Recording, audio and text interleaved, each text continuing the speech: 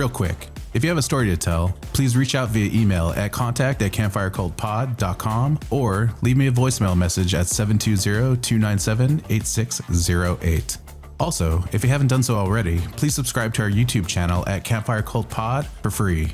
It'll really help us reach listeners just like you. If you want to become a Patreon cult member to get extended episodes and other full Patreon-only episodes, you can sign up at patreon.com/campfirecultpod for only $5 a month. And finally, if you don't mind, please share, rate, and review wherever possible.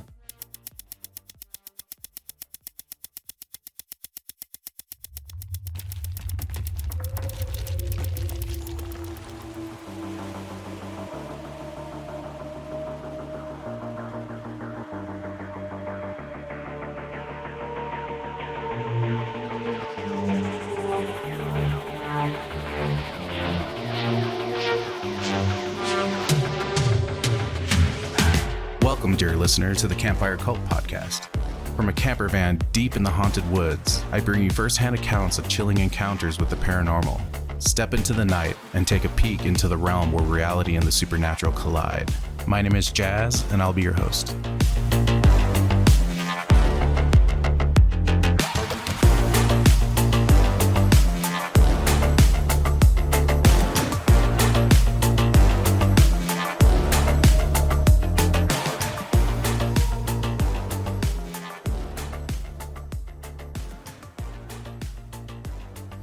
Welcome back, campers.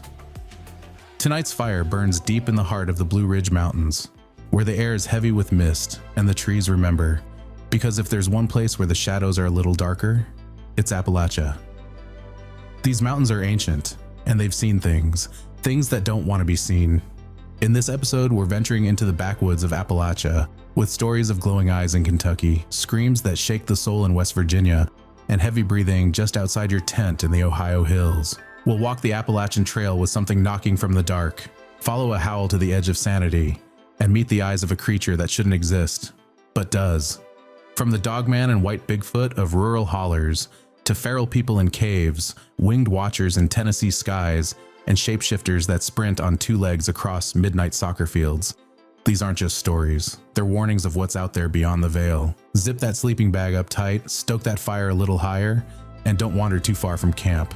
Because tonight, the Appalachian legends come alive. Let's begin. First up, a midnight stroll through a haunted swamp ends in a chilling voice that shouldn't be there. I used to live in Columbia, South Carolina, and I spent a lot of time out at Congaree National Park. I know the area well. I'd often hop the fence and walk the boardwalk at night. It's incredibly peaceful out there. Just the sounds of the swamp and the wildlife. There's never a ranger or guard after hours, so I was always alone.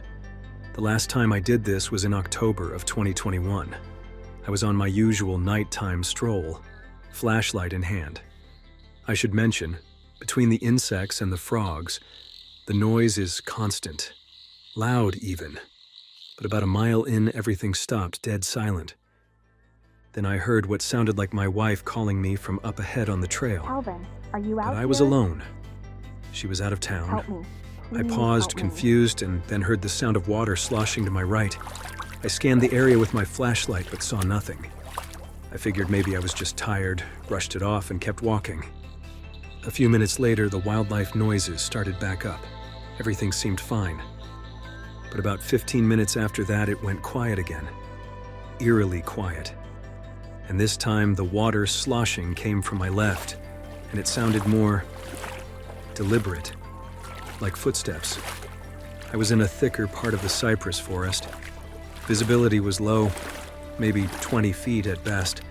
That's when I heard my wife's voice again. Calvin, are you out Same here? direction, same voice, but again, she wasn't there. She wasn't even in the state. No one was hiking through that swamp with me at 1 a.m. Then, just for a split second, I saw a silhouette move between the trees. It looked human, but something was off. It was too tall. Definitely taller than me, and I'm 6 feet even. It was pale, skinny, and moved in a strange way. That was it for me. I turned and ran the nearly 2 miles back to my truck, and I didn't slow down until the sounds of the wildlife picked up again. Just for context, this is a boardwalk through a swamp, in the middle of nowhere. Nobody walks through the swamp at night, in the water, without a light. No one. And I've spent my whole life in the outdoors. I don't know of any animal that moves like that. Definitely not one that walks on two legs and mimics human voices. I wasn't high, I wasn't sleep-deprived. I just enjoy walking in the woods at night. Whatever it wasn't a person. There's no meth head stumbling around the swamp at 1 a.m., miles from the nearest road, sounding exactly like my wife.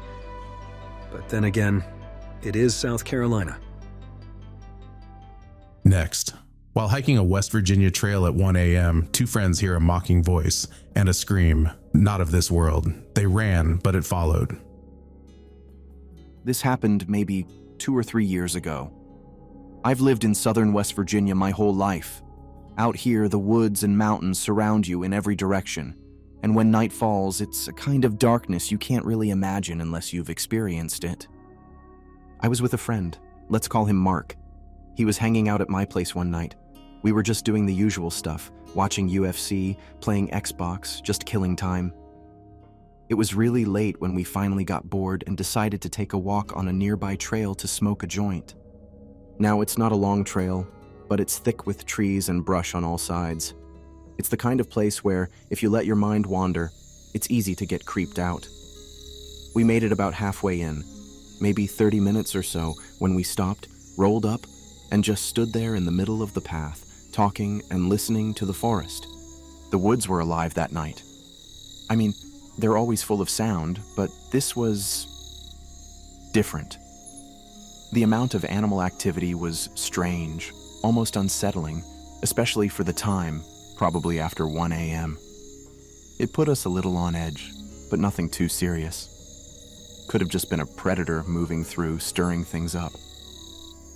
But then, we finish the joint and start walking again, and almost instantly, everything goes dead quiet. Like someone hit a mute button on the world. And then we hear it. A voice. It wasn't loud, but it was unmistakable. It sounded off. Humanoid, but like it was mocking something. Shaky and broken, like the crackly speaker of an old toy trying to mimic a voice. If you've ever heard one of those busted-up talking dolls from the 90s, you know what I mean. It freaked us out. We didn't waste a second. We bolted in the opposite direction, full sprint. But here's the thing. The voice didn't fade. It didn't get closer, but it didn't get farther either. No matter how far we ran, it stayed at the same volume. Just repeating, over and over.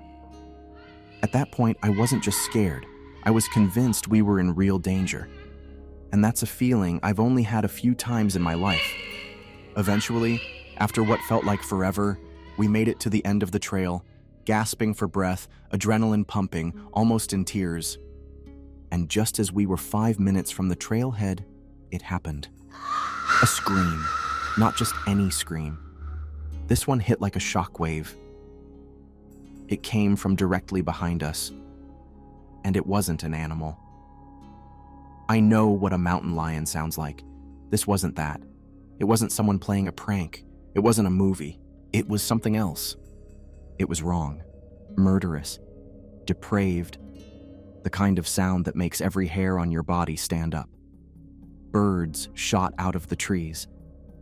My heart sank straight into my stomach. It was the most terrifying sound I've ever heard in my life. Coming up, two identical dogs rise in unison. A blur with glowing green eyes darts across the road. Backwoods Kentucky just got real weird in this next story. We were leaving our friend's campsite in a part of Kentucky we didn't know very well. At some point, we hit this weird 5-way split in the road. The GPS was basically useless. No signal, no clear direction, so we picked a turn and just kept going. After a few minutes, my husband said, "We need to turn around." Right then, the GPS flickered and rerouted. I said, "Let's just go." "It's got a route now. Let's get the hell out of here. It's only 10 minutes longer." Now, the road we were on, it was wild, full of sharp turns and steep drop-offs with no guardrails. We were in a rented Nissan Armada, and normally, if my husband was stressed, he'd be flying through those hills like a madman trying to escape. But not this time. We were talking, trying to keep calm, He was taking every corner extra slow, and it was a good thing because we kept having cars whip around the bend straight at us. It was scary. Then we come around this especially tight corner, a hill in the middle of the bend, and we see 2 dogs, just lying there in the middle of a dirt driveway. It looked like those statue dogs you see at the end of someone's driveway, but these weren't statues. They were real. Thing is, they didn't move. At all. Then their eyes caught our headlights. And that's when all 3 of us, me, my husband, and my son, realized something at the same time. They were identical. Like, exactly the same. Same size, same shape, same color. I was on the passenger side, so I had a clear, long look at them as we drove by slowly. And the exact second, our headlights fully lit them up. They stood up on their hind legs at the exact same time. And then, like something out of a horror movie, they started walking toward our car in perfect sync. Same paw, same pace. I have chills just saying that out loud. Anyway, that was a sharp left turn we had just taken, where the dogs were. As we turned right on the next bend, I was still watching the dogs, totally locked in. They were right outside my window. Creepy as hell. Then I turned forward just in time to see something run across the road. I shouted, "Deer!" Just pure instinct, but the second I said it, I knew that wasn't right. Deer don't move like that. They don't move that fast. All I saw was a blur, 4 legs and a flash. We were both shaken, freaked the hell out. It took us another 45 minutes to find our way back to any kind of highway, and the road stayed twisty and dark the whole way. No lights, no towns, just wilderness. My husband kept the speed slow. I kept talking in this weird, calm voice, just trying to keep us grounded. I couldn't even turn on Spotify without messing up the GPS. So there was no music, no distraction, just quiet panic in the dark woods of Kentucky. We eventually made it out, thank God. Oh, and later, I did see 2 real deer. They bolted the second they saw us. And let me tell you, there is no way in hell that first thing was a deer, and how did 2 identical dogs stand up on 2 legs? I'm not sure those were even dogs at this point. Real quick, when I'm away from the campfire and not producing this show, I'm a brand designer and coffee roaster. This year I launched my own coffee brand called Outlands Coffee. If you love damn good coffee and want to support a fiercely independent small business while also supporting this podcast, head over to outlandscoffee.com and give us a shot. I roast to order, single origin perfection alongside a couple of bold, adventurous blends, crafted for those who take their coffee as seriously as their campfire stories. Here in Washington, we don't just believe in Bigfoot, we believe in great coffee too. Try it for yourself. Use code CAMPFIRE for $5 off your first order. Now, back to the show.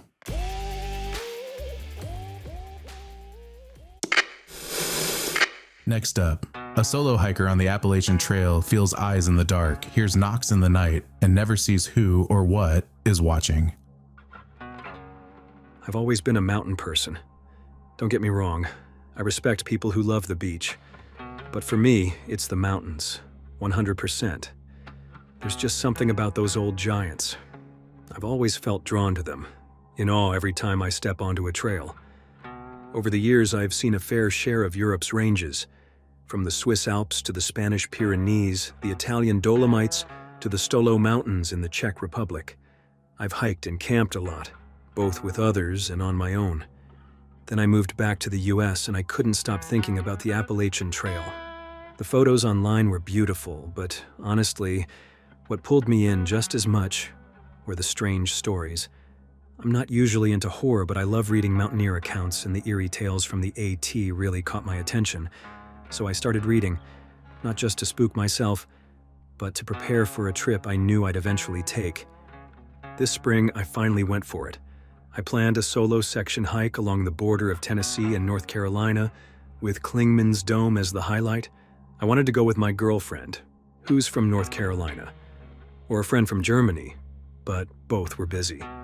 And since I'm graduating this year and heading back to Europe, I figured it was now or never. I started in Bryson City, followed the Tuckasegee River to the Noland Creek trailhead, and made my way toward Klingman's Dome. After that, I'd follow the AT for about a week. I came prepared. Bear spray, pepper spray, a hunting knife, an axe for firewood, canned food, water filters, the works. As I left Bryson City, I was hit with this overwhelming sense of joy. The mountains had this quiet, ancient aura, and I was finally here. I met a few friendly folks early on, but I'd already decided I'd rather hike alone than with strangers. I reached Klingman's Dome that same day, went a little farther, and set up camp. That first night was peaceful. Campfire dinner, deep sleep from the long hike. The next 2 days were just as incredible. Stunning views, kind hikers. But on the third night, something shifted. I set up camp about 160 feet off the trail. I didn't see anyone else nearby. While I was cooking dinner, I got this gut feeling, like I wasn't alone, like someone was watching me from the trees. I tried to shake it off. I told myself I was just tired imagining things. I put out the fire and went to sleep. But before daylight, I woke up again with that same feeling, like eyes were on my tent. And it was completely silent. No birds chirping, nothing. Just the wind and rustling leaves. It was unsettling. I couldn't fall back asleep, so as soon as the sun came up, I packed up and kept hiking. During the day, I ran into a few people. They were nice, but I stuck to myself. And again, while hiking alone, I felt like I was being watched, or followed. Every now and then, I'd stop suddenly, and I swear I heard footsteps stop a second after I did. I'd look around, nothing. That actually made it worse. That night, I camped closer to the trail. I figured for some reason that might be safer. But again, during dinner, I had that same gut feeling. I ended up finishing my meal in the tent and even used a bottle instead of going outside. I was on edge. I tried to sleep, but all I could do was listen. And that's when I heard it. A knock like something hitting a tree, then silence. Long, heavy silence. Then another knock, louder this time. I was scared now. I turned on my flashlight and made myself look as big as possible from the outside. I thought maybe it would deter bears or... I don't know what I was thinking. I held my hunting knife and shouted out into the night. I said I was armed, that I wasn't looking to be messed with. That didn't scare it off. If anything, it made whoever or whatever more playful. I heard another knock, then another, from the opposite side of the tent. Now I was sure there were 2 of them. I stayed up as long as I could, but by 4 a.m. I passed out. I woke up at sunrise and immediately listened for any sounds. Nothing. I shouted again and warned that I was coming out, knife in hand. I stepped out of the tent. No one, no tracks I could identify, just quiet woods. I packed up and moved on. The rest of the week went on like that. Every night I'd hear distant knocking, sometimes from different directions. Once or twice I could have sworn I heard faint humming, a tune, human. But I never saw anything. No faces, no figures, just that feeling, always, that I wasn't alone. When I got back, I told my girlfriend. She said it was probably just my imagination, and I want to believe her, because I never actually saw anything. But even now, some nights I'll wake up in bed, heart racing, feeling like I'm back in that tent, and someone's outside, knocking. And every time it happens, it still scares the hell out of me. Now, let's talk about what might have been out there. Tree knocks. That's the detail that really gets me. It shows up again and again in Bigfoot encounter reports. Sharp, rhythmic knocking in the middle of nowhere, often at night, often just outside the glow of your firelight. Some believe it's how they communicate, how they claim territory, or maybe even how they hunt, pushing you just far enough into fear to make a mistake. This hiker didn't see anything, and that's important, because most people who encounter Sasquatch never do. It's the feeling of being watched, the silence, the lack of birdsong, and the movement just beyond the trees. These patterns show up in countless stories, especially in the Appalachian region, one of the oldest, darkest forests in North America. Was it Bigfoot? Maybe. Whatever it was, it knew he was there, and it wanted him to know it was too. Next, two young hunters in rural Tennessee come face to face with a winged figure in the dark, glowing red eyes, massive wings, then gone. When my family and I were living with my aunt and her family in McMinn County, Tennessee, something happened that still gives us chills to this day. One night around 8 p.m., my aunt, uncle, and mom were heading to the store. I didn't want to be stuck at the house with my brother, our male cousin, and their two friends, so I went along with the adults. We were gone for maybe 2 hours. When we pulled back into the driveway, all four boys came sprinting out of the house, completely terrified. Two of them were holding shotguns. The adults immediately demanded to know what happened. These were boys aged 10 to 14, hunters, tough kids, but they were in tears trying to explain everything all at once. Eventually, we got them to calm down enough to talk. Now, just for context, my aunt and uncle's place is deep in the Appalachian Mountains. It's rural. Out back, there's a small patch of woods and a creek you can see from the porch, with a fire pit sitting halfway between the house and the creek. So here's what they told us. They'd opened the sliding glass door and were sitting there with their feet hanging out, enjoying the breeze. Then my brother noticed two glowing red eyes out in the dark. At first they weren't scared. These kids are hunters. They figured it might be an animal, but the longer they stared, the more they realized this wasn't normal. It looked like a man, a large man. It was leaning casually against a tree, just watching them, and then it waved. That's when panic set in. Two of them ran to grab their guns. Just as they did, the thing jumped and revealed massive wings that stretched the length of its arms. It flew low, just a few feet above the ground, and landed near the fire pit. My brother said he didn't move. He just stared into its eyes, and it felt like he was frozen, paralyzed. When our cousin and his friend came back with the shotguns, it was gone. My brother said 1 second it was there, and the next, it just wasn't. They slammed the sliding door shut and huddled together in the living room until we got back. And let me tell you, these boys do not scare easy. They've hunted deer, bear, wild boar, animals that can tear you apart. But that night, they were shaken. I don't think any of them slept. And they weren't the same for weeks. It's been nearly 10 years since that night, and my brother and cousin still won't joke about it. They get tense anytime it's brought up, and they always say the same thing. Please don't talk about it. Coming up, a late-night drive to a rural Appalachian cemetery turns terrifying when three friends spot something crawling toward them from the shadows. I'm from a semi-rural town on the Ohio side of the Appalachian foothills. There's a lot of folklore in our area, but back in the fall of 2020, I had an experience that still gives me chills. My family loves taking drives, especially at night. It's peaceful. During a visit home, I went out for a late-night drive with my brother and cousin. Since it was early autumn, I suggested we head out to one of the old cemeteries near where my mom used to live. It's tucked up on a hill, surrounded by hundreds of acres of woods and farmland. Cell service is basically non-existent out there, and GPS won't get you there. It's a non-mapped route. Sounds sketchy, I know, but it's actually a beautiful spot. My family hunts in that area, and we've never had any problems. Folks are friendly, and it's far enough from town that you don't deal with the usual mess. Crime, drugs, all that.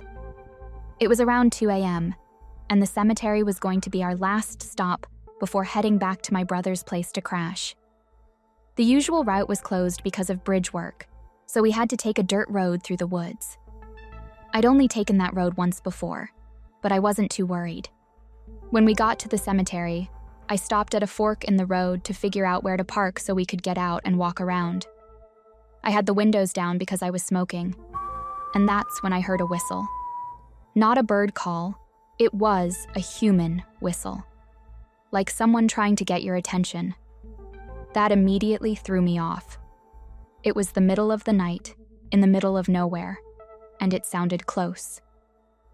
My brother turned to me and said, "Did you hear that?" That confirmed I wasn't imagining it. I paused, listening. Then, before I could process anything else, my brother shouted, "What is that?" and pointed toward a tall headstone about 20 or 30 feet away. That's when we saw it. The only way I can describe it is, it looked like a very large person bear crawling, darting between the tombstones, heading straight toward the car. It was humanoid in shape, but hairy and lanky, like nothing I've ever seen. There are moments in life when your primal instincts take over. When your brain screams, "You are in danger. Move." That was one of those moments. I floored it out of there, barely holding the car on the dirt road. I was sure I was going to pop a tire or spin out. We made it back to my brother's house in one piece, but none of us slept much. The next morning, we talked it through again to make sure we all saw and heard the same thing. And yeah, we did. I've been back to that cemetery since, just once, and I brought our hunting dog with me. But I've never experienced anything like that again. And honestly, I hope I never do. Up next, a towering white creature is seen by two families in rural Kentucky. Decades later, the truth still walks the tree line. When I was a kid, my family owned a cabin on a lake in rural Appalachian Kentucky. It was pretty remote back then, though it's gotten a lot more developed in the last decade. We used to take picnics out to this massive field that sat right on the edge of a farmer's property. One day, we set up near a steep hill. At the bottom of that hill, the field ended and the forest began, a thick tree line stretching into the distance. I was too young to remember all of this firsthand, but this is what my sister and parents told me. We were sitting on our picnic blanket, eating, when my dad suddenly heard loud banging sounds coming from the tree line at the bottom of the hill. Curious, he walked up to the crest to get a better look, and that's when he saw it. An enormous white creature, standing on two legs.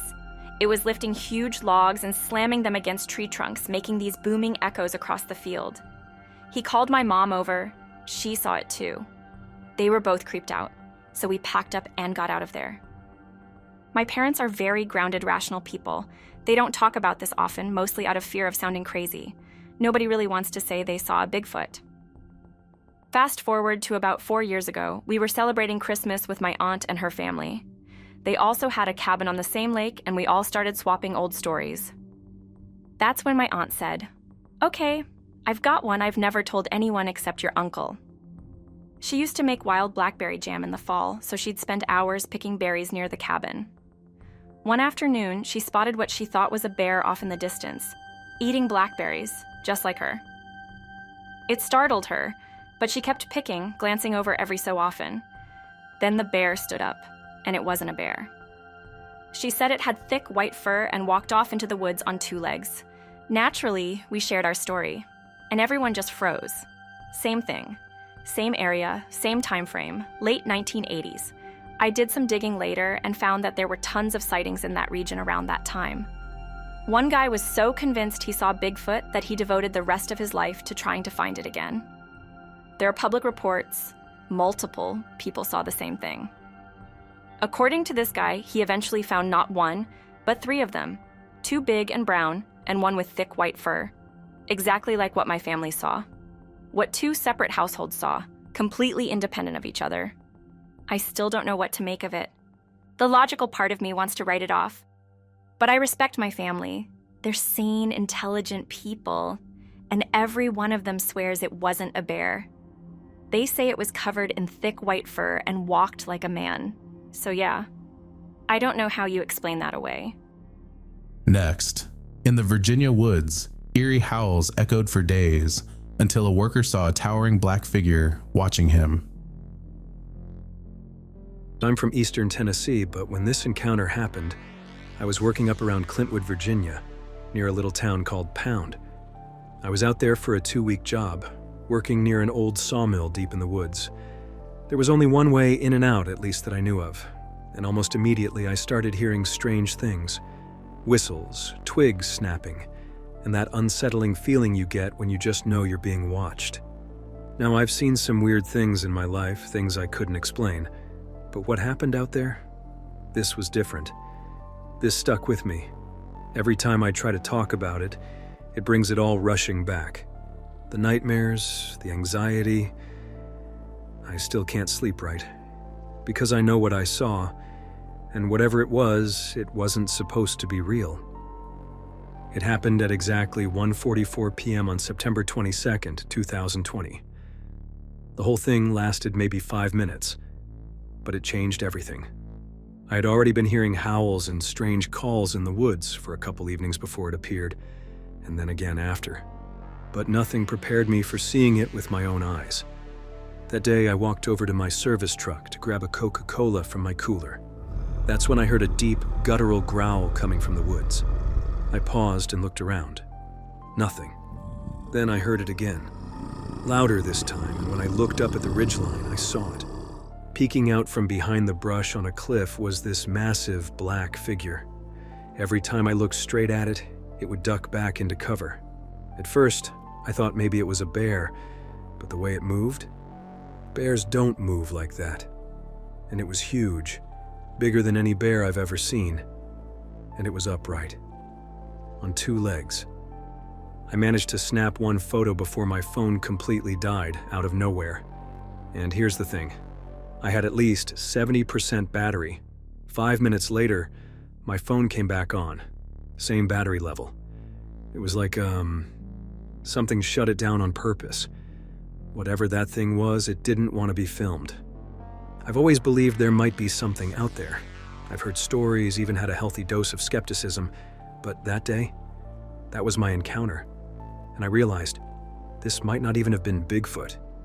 It could have been something else entirely. I want people to hear this. I don't want to keep it to myself. It only takes one person to speak up, and maybe others will come forward too. Folks deserve to know. We're not alone out there. Based on what I saw, I'd guess this thing was over 7 feet tall, maybe closer to 8, and had to weigh between 600 and 700 pounds. I also found tracks, and I've got pictures of those too.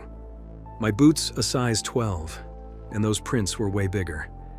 No clear toe definition, but huge impressions nonetheless. And here's something else. When that creature was around, my phone's camera and video wouldn't work. Nothing.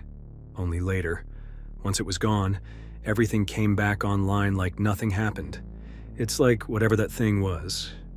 It had the power to interfere with technology. That's the part that really messes with me. This is a really interesting encounter. Let's take a listen to what I can only describe as a howl that was provided with the story.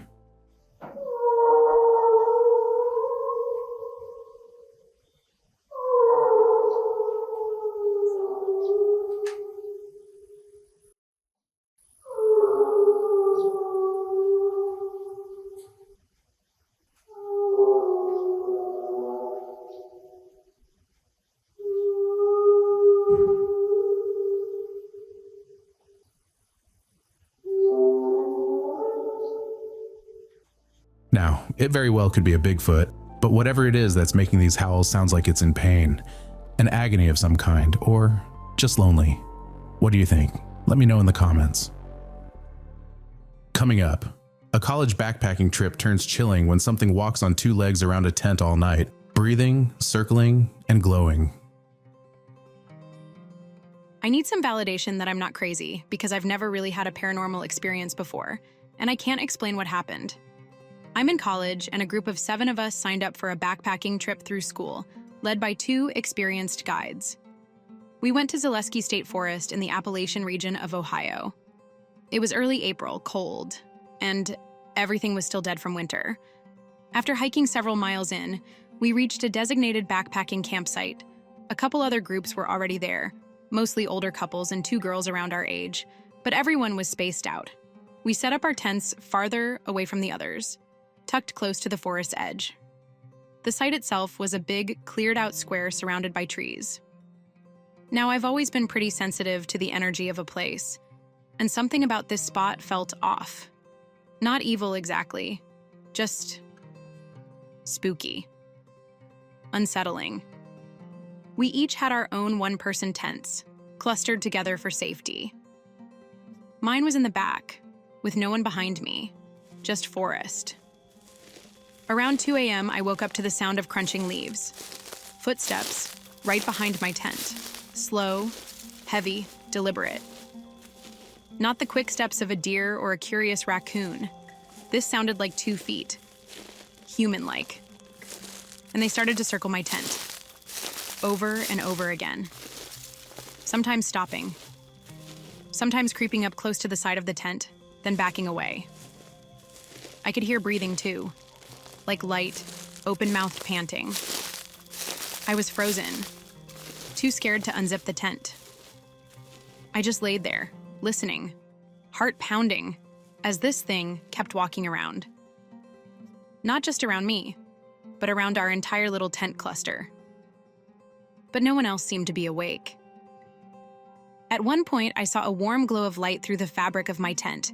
Not a flashlight beam. This was different. A soft illumination, like a shape made of light. But nothing was moving. And still, I heard the footsteps. For hours. Until eventually, I passed out from pure exhaustion. In the morning, I asked everyone if they heard anything. One of the trip leaders admitted she did, said she heard the footsteps and thought about checking it out, but was too groggy to move. One of the guys said he saw the strange light too, but assumed it was someone else in the group. But no one got up. No one turned on a light. No one walked around. I've always heard the Appalachian region holds strange energy, but now I believe it. Next, a chilling tale from the Tennessee hills, an old farm, missing chickens, and a cave full of wild people who were never meant to be seen. Back in early January of this year, I took a trip with my grandfather to eastern Tennessee to the small rural town where he grew up. After Hurricane Helene, he wanted to check on his childhood home, about 20 minutes east of town, and see how it had held up through the storm. What I didn't expect from this trip was how much I'd learn about him. He shared stories from his childhood, growing up in the Appalachian foothills. A lot of it was sweet and nostalgic, but one story he told me genuinely unsettled me. I had trouble sleeping the night I heard it, and to this day, I still get nightmares about it. This is that story. In February of 1954, just a few weeks before my grandfather turned 12, his family's little farm was dealing with a string of animal attacks, mostly on their chickens. Over the course of a few weeks, they lost 7 or 8 birds out of a flock of 30. The property sat on just an acre or two of land, tucked up in the Appalachian foothills, not far from a place called Hall Mountain. Then one night, during a heavy snowstorm, the whole family was jolted awake by the sound of chickens squawking and thrashing around in the coop about 70 yards from the house. My grandfather and his dad, my great-grandfather Paul, threw on their coats and boots and rushed outside, expecting to find coyotes. Paul carried his rifle. My grandfather had a pellet gun, but as they stepped into the yard, both of them froze. In the light from the barn, they saw something my grandfather described as the nastiest, most foul-looking human-type creature you could imagine. It was nearly naked, aside from what looked like a bear pelt draped over its shoulders, and it had a dead chicken hanging from its mouth. Paul snapped out of it first and fired several shots. He managed to hit the thing in the upper thigh as it bolted, at first on 2 legs, then dropping to all 4s before vanishing into the tree line. They stood in stunned silence. After checking on the animals, Paul told my grandfather to head back inside, make sure his mom and sister were okay, and get some rest. But Paul stayed outside, pacing the porch for hours with the rifle in hand, just in case. My grandfather barely slept that night. The next morning, he came into the living room to find his father on the phone. As he sat down for breakfast, Paul walked into the room, whispered something to his wife, then sat at the table. When my grandfather finished eating, his mom left the room and Paul leaned in and said, "I was on the phone with your uncle. He and your cousin are coming this afternoon. We're going to follow the blood trail. Whatever that thing was, it ran down into the holler on the mountain." My grandfather said he just nodded and stayed quiet. By 12:30, the group was assembled. My grandfather, his dad Paul, his uncle Peter, and his cousin Samuel. They set off into the woods, following the blood trail left in the snow. For what felt like an hour, no one said a word.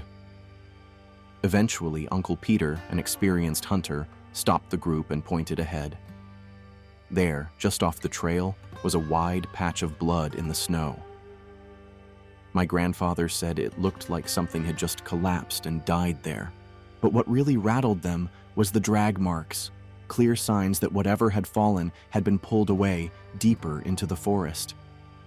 As they followed the trail, they began to notice multiple sets of prints, bare human feet, walking alongside the drag marks.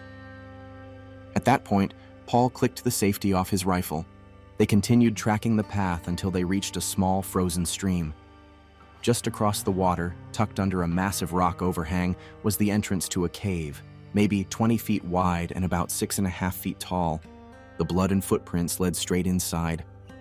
Paul and Peter turned to the boys and told them to stay hidden behind a rock. If 5 minutes passed and they didn't come back out or yell that it was safe, they were to run home and call the police. My grandfather and Samuel waited. 4 minutes passed, but it felt like an eternity. Finally, they heard Uncle Peter's voice. Then both men emerged from the cave, pale and shaken. They didn't say a word on the hike back, no matter how much the boys begged for answers. When they returned to the house around 3 p.m., Uncle Peter and Samuel got in their truck and left without even saying goodbye. My grandfather followed his father inside, where his mom was waiting. Paul hugged her and whispered something. She nodded, then quietly left the room. Paul sat down at the kitchen desk and motioned for my grandfather to sit beside him. Then he said this, and my grandfather swears he remembers every word. Your uncle and I went into that cave, and we saw people, but they aren't people like you or me or anyone you know. They're different. They live deep in those woods, and they almost never leave. They're like animals in a way. Wild. It seems like they've been out there, in the hollers and forests, longer than anyone else has been around. We saw the one I shot last night. He had died, and his people, they were giving him a burial. They saw us. They acknowledged us. They didn't seem angry. But I know we're not welcome. Tommy, don't ever go past that creek. Everything beyond it is theirs, and we'll leave it that way. That was the only time my grandfather ever heard his father speak of what they saw in that cave. Paul never went back. Neither did my grandfather. Now, I know the whole feral people theory is controversial, and honestly, I get it. I'm not even sure I believe it myself. But the way my grandfather told me that story, the weight in his voice, the way he looked when he said certain things, I believe he saw something out there. I believe Paul really did shoot someone, or something that night. And I believe buried deep in those hills there might just be a community of people, not quite like us, who've been living in those woods since long before we ever arrived. For our final story of the evening, two hunters in Kentucky come face to face with a towering white beast. In July of 2004, my buddy Ricky and I set out on a hunting trip deep in the woods of Breckinridge County, Kentucky. Our base camp was a cabin at the foot of 100 acres of dense timber, Ricky's grandparents' place. On the very first morning, one of Ricky's dogs wouldn't come when called. We found her lying in a ditch, unfortunately no longer with us. Up until then, we'd been hearing strange noises, growls and distant screams, coming from the top of the mountain. So we grabbed the four-wheelers and decided to go check it out. We decided to stake out the hilltop. We rode out to the far edge of the property, where nobody ever really goes. No trails, nothing. We made a few passes around the field, just so we could track our tire marks in case we needed to figure out where we'd been. We spent most of the day out there searching the area, but we found nothing. Eventually, we headed back to the camper. That night, things got a lot weirder. We started hearing footsteps around the camper, something heavy circling us. Then, around 5 a.m., the dogs went absolutely crazy. And then, they just took off. Moments later, something slammed into the trailer. It sounded like all hell was breaking loose. You could hear something pushing up against the metal, pressing in. You know that sound when metal starts to bend? Yeah, that. And then, just like that, it stopped. Whatever it was, it walked off into the woods. Later that day, we armed ourselves and went looking again. Just after dusk, we were riding through a field near an old cemetery when we spotted something. I saw something standing out in the field. At first, I thought it was just a tree, but then I realized this thing was tall, hunched over a little, white, and massive. Its arms were long, way too long. It was way too big to be a person. When it stood up, it had to be at least 9 feet tall. It was huge, and then it noticed us. It let out this ungodly, gut-wrenching growl, and it charged straight at us. We fired at it and tore off back to the cabin. Whether we hit it or not, we never saw it again that night. I've been in some scary situations before, but usually you know what you're up against. This time, I didn't. I had no idea what we were dealing with. Honestly, it might have been the scariest moment of my life. It made me believe in the unbelievable. I didn't believe in myths or old wives' tales, none of that, until that night. And after that, my whole worldview changed. Now I know there are things out there, and we have no idea what they are. That's all for tonight, dear listeners. Unless you're a Patreon cult member, where I'll need you to stay right where you are, because the fire's still burning strong, and I've got about 20 more minutes of Appalachian nightmares in store for you. And please remember, if you want to support this podcast and love a damn good cup of coffee, head on over to outlandscoffee.com and use code CAMPFIRE for $5 off your first order and give us a try. If you want to become a Patreon cult member to get extended episodes and other full Patreon-only episodes, you can sign up at patreon.com/campfirecultpod for only $5 a month. Until next time, I'll be leaving you in the dark where whispers linger and shadows dance. Stay wary, sleep well, and beware the whispers in the night.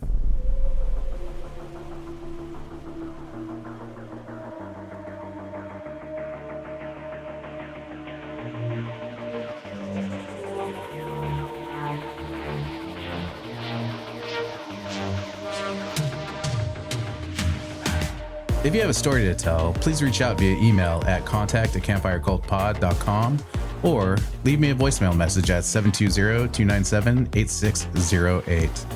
You can follow us anywhere on social media at Campfire Cult Pod and online at campfirecultpod.com. And finally, if you don't mind, please rate and review wherever possible.